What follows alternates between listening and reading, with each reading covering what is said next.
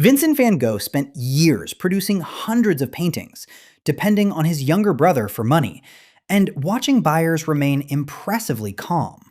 Today, his sunflowers appear on mugs, tote bags, bedroom walls, and enormous immersive projections.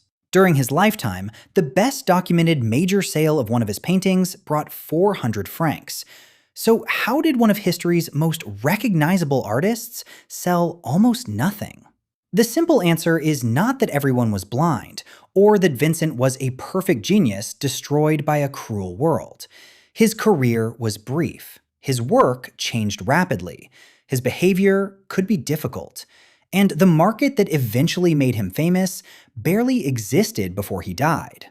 Vincent was born in the Netherlands in 1853, the son of a Protestant pastor. Nothing about his youth suggested a small child calmly announcing that he would reinvent the night sky. At 16, he joined the art dealing firm Goupil & Company. He worked in The Hague, London, and Paris, selling respectable art to respectable people. He was not especially good at remaining respectable. After losing the job, Vincent tried several identities: teacher, bookshop assistant, theology student, religious worker among coal miners in Belgium. He approached each role with enormous intensity, which was both his main strength and a reliable way to alarm supervisors.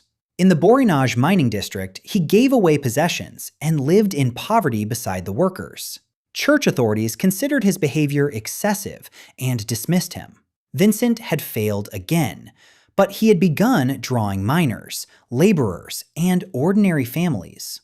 In 1880, at 27, he decided to become an artist. That was late by professional standards. He had enthusiasm, strong opinions, and very little technique. His solution was repetition. He drew hands, boots, tools, chairs, fields, and people bending over fields. He studied instruction manuals and reproductions. When a figure looked wrong, he drew another figure, then several more, as if trying to wear down anatomy through persistence. His younger brother Theo became essential. Theo worked as an art dealer in Paris and supported Vincent with a monthly allowance for roughly a decade. In return, many of Vincent's works went to Theo. Both brothers could view this as an investment rather than simple charity, although Vincent's paint, canvas, models, rent, food, and occasional medical care kept the investment extremely busy. Their letters show a relationship that was affectionate, argumentative, practical, and exhausting. Vincent sent artistic theories, sketches, reading recommendations, complaints, apologies, and urgent requests for money. Theo supplied cash, materials, criticism, introductions, and the emotional services of several people. In the Dutch village of Noonan, Vincent focused on rural workers. His great early project was The Potato Eaters, completed in 1885. 5 peasants sit beneath a lamp, sharing a meal in a room painted in muddy browns and greens. Vincent deliberately wanted rough faces and working hands. He hoped the painting would establish him as a serious painter of peasant life. It did not. Some fellow artists criticized its anatomy and darkness. Vincent had spent months preparing it and considered it his first major statement. The result was ambitious, awkward, and unmistakably his. A family dinner, except everyone appears to have been informed that the potatoes know something. If you enjoy remarkable lives explained with drawings that look financially unsupported, subscribe to Badly Drawn Biographies. In 1886, Vincent moved into Theo's Paris apartment, without giving Theo much advance warning. Paris transformed his art. Vincent encountered Impressionist and Neo-Impressionist painters, including artists who built color from small contrasting marks. He befriended people such as Henri de Toulouse-Lautrec, Émile Bernard, and Paul Gauguin. He and Theo also collected Japanese prints, whose bold outlines, flattened spaces, and unusual compositions fascinated him. The brown Dutch palette began to disappear. Vincent experimented with brighter paint and shorter strokes. He painted cafes, bridges, streets, flowers, and his own face. Self-portraits were convenient because a mirror did not charge a sitting fee or leave halfway through the forehead. But Paris was noisy, expensive, and crowded. In February 1888, Vincent headed south to Arles. There, his mature style arrived with startling speed. He painted blossoming orchards, wheat fields, portraits, night cafes, bridges, bedrooms, and sunflowers. He stopped treating color as something that merely copied nature. Yellow could suggest heat or hope. Green and red could create unease. Blue could turn darkness into something alive. This was not uncontrolled frenzy. Vincent planned compositions, studied color relationships, repeated subjects, and wrote careful explanations of what he was attempting. His thick brushwork looked spontaneous, but spontaneity had 10 years of practice hiding underneath it. Vincent rented part of a building known as the Yellow House. He imagined creating a community where artists would live and work together. Gauguin finally arrived in October 1888. Vincent decorated his room with sunflower paintings. It was a warm welcome and also the visual equivalent of being greeted by 12 very intense yellow trumpets. The partnership lasted about 9 weeks. Gauguin and Vincent disagreed about art, money, housekeeping, and how paintings should be made. Gauguin preferred working from memory and imagination. Vincent usually depended more on direct observation. Both men had forceful personalities. By December, Gauguin planned to leave. On the evening of December 23rd, after a serious quarrel, Vincent suffered a crisis and cut off part of his left ear with a razor. Gauguin later claimed Vincent had followed him with the razor first, but parts of the episode remain uncertain. The whole ear story is an exaggeration, though the injury was severe. Vincent was taken to hospital the next morning. This incident often swallows the rest of his life. It has become an easy symbol for the tortured genius, as though mental illness arrived carrying a paintbrush and kindly completed the sunflowers. It did not. We do not know Vincent's exact diagnosis.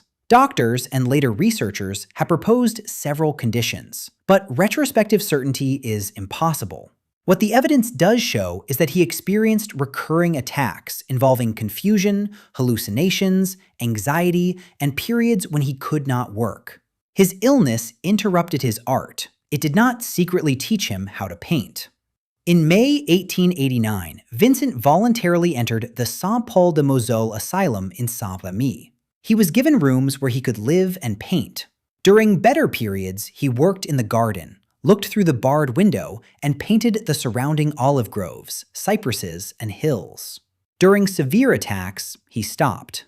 The Starry Night came from this period. Its village was partly imagined, but the cypress, hills, and night effects grew from close observation and repeated study.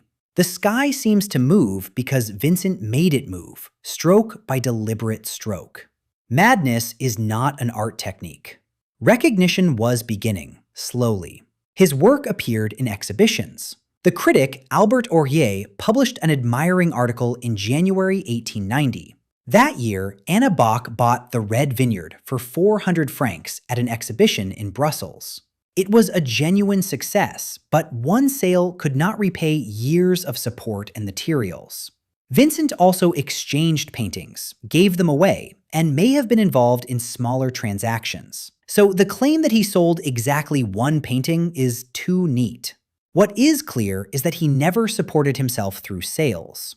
In May 1890, Vincent left the asylum and moved to Auvers-sur-Oise, near Paris. He stayed at the Revue Inn and saw Dr. Paul Gauguin, a physician familiar with artists and mental illness. Vincent painted at an extraordinary rate, averaging roughly 1 canvas a day. Houses leaned, fields stretched, clouds rolled, and tree roots twisted across the ground.